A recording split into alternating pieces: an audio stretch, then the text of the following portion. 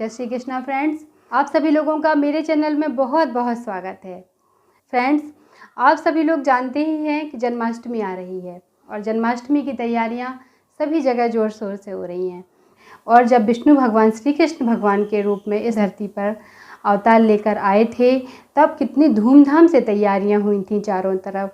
तो हमको भी अपने घरों में बहुत सारी तैयारियां करनी हैं और हम सभी लोगों के घर में भगवान विष्णु के अर्चन अवतार के रूप में लड्डू गोपाल विराजमान हैं और हमें इनकी ही बहुत अच्छे से पूजा करनी है, बहुत अच्छे से श्रृंगार करना है, बहुत सुंदर सुंदर सी पोशाक पहनानी है और जन्माष्टमी की सुंदर सुंदर सी झांकियाँ बनानी हैं। तो भगवान विष्णु को लड्डू गोपाल को सबसे ज़्यादा क्या पसंद है? एक तो माखन मिश्री पसंद है और दूसरा चंदन बहुत ज़्यादा पसंद है। तो आज मैं आपको उनकी पसंद का चंदन बनाना बताती हूँ। चंदन में कई तरीके के आपको बनाना बताऊँगी, लेकिन जो सबसे ज़्यादा पसंद है वो है उनको हरी चंदन, क्योंकि हरी चंदन के बारे में हमारे शास्त्रों में भी बताया गया है कि अगर भगवान विष्णु को या लड्डू गोपाल को अगर हम हरी चंदन समर्पित करते हैं, उनको धारण कराते हैं, तो उससे वो अत्यंत प्रसन्न होते हैं। और ऐसा भी माना गया है कि अगर उनको हम वर्ष में एक बार भी अगर हम हरी चंदन लगाएं, तो हमारे पूरे जीवन काल में भगवान विष्णु का हमको एक बार दर्शन साक्षात जरूर होता है, ऐसा हमारे पुराणों में कहा गया है। तो फ्रेंड्स, चलिए सबसे पहले हम हरी चंदन बनाना सीखते हैं और उसके बाद मैं आपको 3-4 तरह के और भी चंदन बनाना बताऊंगी, लेकिन जो सबसे ज़रूरी है वो हरी चंदन है। और आप सभी से रिक्वेस्ट भी करूंगी कि आप जन्माष्टमी के दिन हरी चंदन ज़रूर बनाएं लड्डू गोपाल के लिए। और आप बाकी दिन भले नहीं बना पाए कोई बात नहीं, लेकिन जन्माष्टमी के दिन आप पूरी कोशिश करें कि उनके लिए या तो पहले से बना कर रख लें, उस दिन आप बिजी रहें तो आप पहले से भी बना कर रख सकते हैं इसको और उनको उस दिन उससे श्रृंगार कर सकते हैं। तो चलिए आज मैं आपको चंदन बनाना बताती हूँ।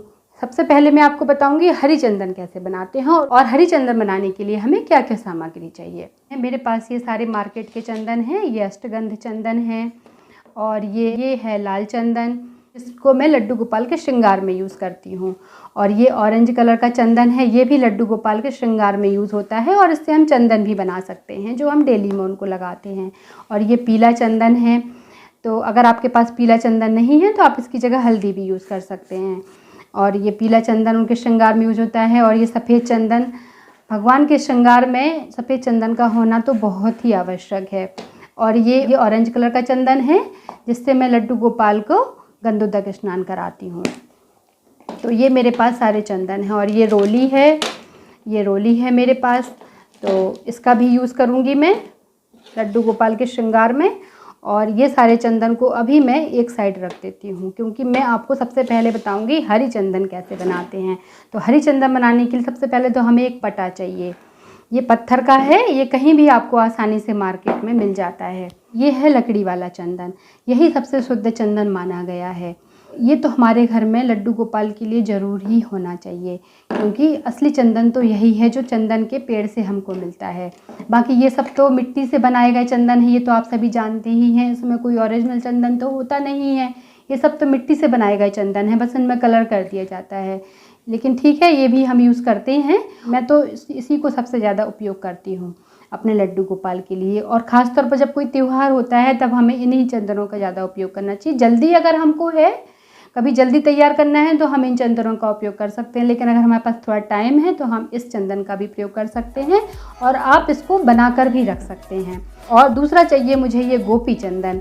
ये गोपी चंदन है और ये गोपी चंदन मैं वृंदावन से लेकर आई थी। गुजरात में गोपी तालाब है जहाँ की मिट्टी से ये चंदन बनता है।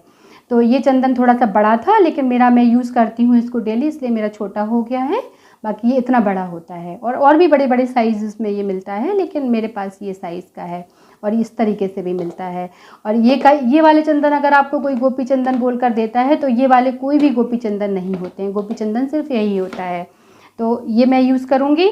और इसके बाद मैं इसके लिए गंगा जल उपयोग करूँगी, गुलाब जल उपयोग करूँगी मैं इसको बनाने के लिए। और ये मैं कपूर उपयोग करूँगी।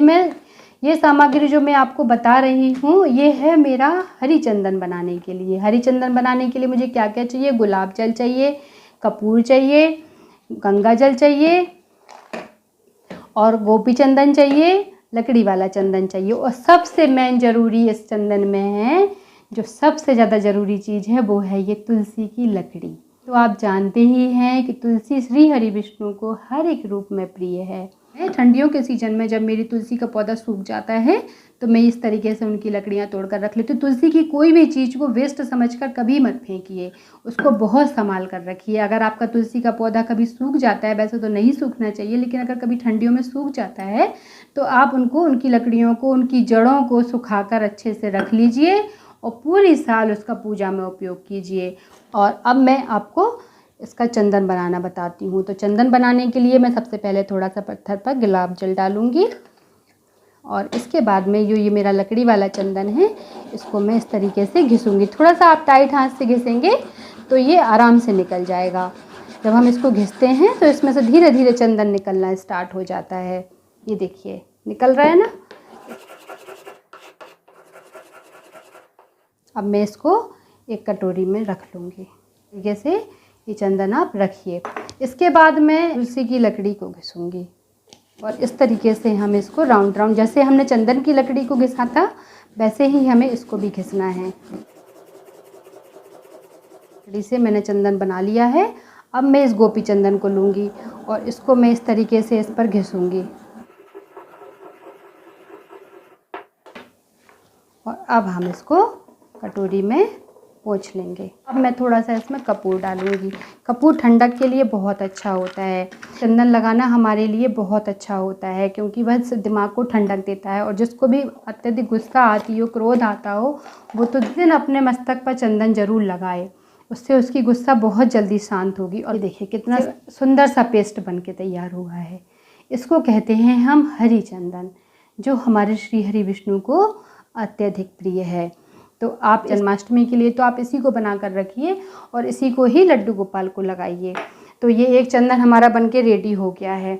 अब मैं आपको दूसरा चंदन बताती हूँ। सफ़ेद चंदन लेंगे और इसमें मैं थोड़ी सी डालूँगी हल्दी। एक चुटकी में इसमें हल्दी मिलाऊँगी और इसमें डलेगा थोड़ा सा गुलाब जल। थोड़ा सा डालिए आप इसमें गंगा जल। इसको करिए मिक्स। इस तरीके से ये एक पेस्ट बन जाएगा। गोपाल को जन्माष्टमी के दिन इसको भी आप लगा सकते हैं। और तीसरा चंदन मैं अब आपको बताती हूँ ऑरेंज कलर के चंदन से, और इसमें मैं थोड़ा सा गोपी चंदन मिलाऊंगी। आप चाहें तो गोपी चंदन को तोड़कर भी डाल सकते हैं। और फिर मैं इसमें मिलाऊंगी थोड़ा सा कपूर। कपूर तो आप हर एक चंदन में मिला सकते हैं। कोई भी चंदन आप लड्डू गोपाल के लिए बनाइए उसमें आप कपूर तो किसी में भी आप मिला सकते हैं। अब मैं इसमें डालूंगी थोड़ा सा गंगा जल और इसको करूंगी मैं मिक्स, और थोड़ा सा मैं अब इसमें मिलाऊंगी गुलाब जल। ये एक चंदन ये बन के रेडी हो गया। तो ये भी आप अपने लड्डू गोपाल के श्रृंगार में यूज़ कर सकते हैं। जब हम अपने लड्डू गोपाल का श्रृंगार करेंगे तो इस तरीके से हम चंदन उनको लिए बना सकते हैं। और एक चंदन अब मैं आपको बताती हूँ कि आप या तो चंदन की लकड़ी को घिस लीजिए। अगर आपको चंदन की लकड़ी नहीं घिसनी है तो आप इस तरीके से अष्टगंध चंदन मिलता है मार्केट में। इसकी बहुत अच्छी खुशबू होती है इस चंदन की। तो आप इसको लीजिए, हल्दी की तरह दिखता है ये चंदन। थोड़ा सा कपूर, गुलाब जल करूँगी मैं मिक्स। बन गया एक चंदन। अब आपको बताती हूँ एक और तरीके का चंदन। इसके लिए मैं यूज़ करूँगी ये रेड वाला चंदन। इसमें मिलाऊंगी मैं थोड़ा सा ये पीला वाला चंदन और डालूंगी इसमें थोड़ा सा कपूर और थोड़ा सा डालूंगी मैं इसमें गोपी चंदन। गोपी चंदन तो आप हर एक चंदन में मिलाइए। इसके बाद में थोड़ा सा गुलाब जल डालूंगी, गंगा जल मिक्स। सुंदर कलर है। इन सभी चंदनों से आप अपने लड्डू गोपाल का श्रृंगार कीजिए। अगर आप चाहें तो थोड़ा सा इसमें और भी चंदन मिला सकते हैं रेड कलर, तो थोड़ा सा ये ना डार्क बन जाएगा। ये देखिए, पल पीले कलर का चंदन चाहिए तो आप इसका भी पेस्ट बना के लड्डू गोपाल का श्रृंगार कर सकते हैं। वाइट कलर चाहिए तो आप इस चंदन से कर लीजिए। ऑरेंज कलर का चाहिए पूरा प्योर तो फिर आप इससे कर लीजिए। और इस तरीके से आप इन्हीं चंदनों से लड्डू गोपाल का श्रृंगार कीजिए। बहुत सुंदर श्रृंगार होता है। थोड़ा सा घी जरूर मिला दीजिए चंदन में। क्या होता है, जब हम लड्डू गोपाल को चंदन लगाते हैं सूखने के बाद वो हार्ड नहीं होता है। हम हर एक चंदन में इसको मिला देंगे और चंदन सॉफ्ट बना रहेगा, क्योंकि जब चंदन हार्ड होने लगता है तो एक ईचिंग सी होती है स्किन में, तो वो नहीं होती फिर जब हम घी मिला देते हैं। बहुत आसानी से इससे श्रृंगार भी कर सकते हो आप लड्डू गोपाल का, उनको डेली लगा भी सकते हैं। ये जो मैंने आज आपको सबसे ज़रूरी चंदन जो बताया है वो है हरी चंदन, और इस चंदन को जन्माष्टमी के दिन ज़रूर बनाइएगा और ज़रूर अपने लड्डू गोपाल को लगाइए, क्योंकि ये चंदन बहुत अच्छा होता है। चंदन को लगाने का क्या फल है ये आपको पुराणों में भी मिलेगा। श्री विष्णु के लिए हरी चंदन आप लोग अपने घरों में अवश्य बनाएं और अपने लड्डू गोपाल को लगाएं। और इस चंदन को आप पहले से भी बनाकर रख सकते हैं, बहुत आसानी से ये चंदन बन जाता है। आप बनाकर रख लीजिए, 10-12 दिन आराम से चलेगा। तो आप एक बार बनाकर रख लें और अपने लड्डू गोपाल को लगाएं।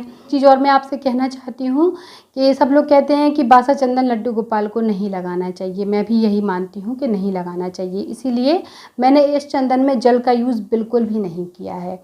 इसमें मैंने गंगा जल मिलाया है और गंगा जल और तुलसी मिलाई हुई है। और गंगा जल और तुलसी जिस भी चीज़ में मिल जाती है वो कभी भी बासा नहीं होता है। आप इस चंदन को हमेशा स्टोर करके रख सकते हैं, कोई प्रॉब्लम नहीं है। लेकिन जो मैंने और चंदन आपको बताए हैं, अगर आपने उसमें गंगा जल नहीं मिलाया है, तुलसी की लकड़ी भी नहीं मिलाई है, तो फिर आप उसको दोबारा यूज़ नहीं कर सकते। और भी चंदन आपको बनाकर दिखाए हैं, इन चंदनों में तुलसी की लकड़ी का चंदन मिला सकते हैं, उससे ये कलरफुल भी हो जाएगा, हमारा हरी चंदन भी बन जाएगा।